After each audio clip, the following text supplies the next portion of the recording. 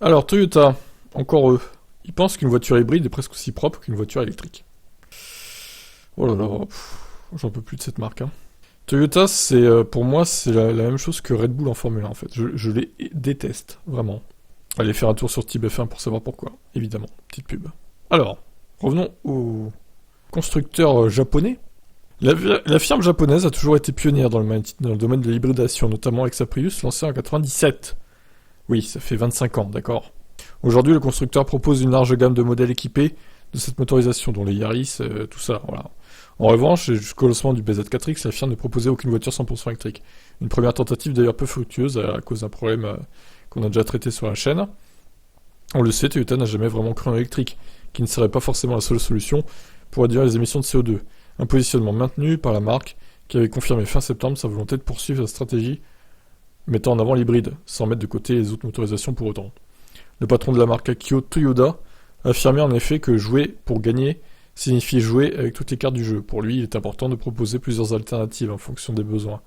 Pour rappel, la firme travaille également au développement des motorisations hydrogène, alors qu'elle commercialise ses Mirai depuis 2015.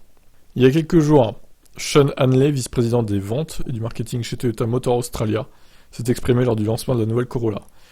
Il a déclaré « Toyota n'est pas opposé aux véhicules électriques à batterie, mais il souligne tout de même que nous croyons que vous devez avoir une gamme diversifiée de technologies pour y arriver. Le point est le suivant, le carbone est l'ennemi ici, pas le groupe motopropulseur. » Selon les calculs de la marque, 3 véhicules hybrides vendus sont presque égales à une voiture électrique en termes de rejet de CO2. Non mais sérieux quoi. Donc en gros, une voiture électrique à batterie, ça pollue autant que 3 voitures hybrides. C'est ça qu'il veut dire en fait là. On peut mettre un gros doute sur le calcul, puisque comme le rappelle l'Union Européenne, les voitures hybrides rechargeables sont bien plus polluantes qu'on ne pense, à cause du poids de la batterie qui augmente drastiquement et la consommation lors du roulage sur longue distance. Les voitures hybrides non rechargeables, quant à elles, ne diminuent absolument pas de manière forte la consommation d'essence des voitures qui sont équipées de ce type de motorisation. Merci de dire les termes. Le porte-parole du constructeur rappelle également que celui-ci est le seul constructeur automobile dont les modèles hybrides représentent 30% des ventes. Néanmoins, si Toyota montre encore des réticences à proposer des modèles 100% électriques, le constructeur devra tôt ou tard finir par se plier aux exigences de l'UE, d'autant plus que celle-ci souhaite également mettre un terme aux hybrides rechargeables.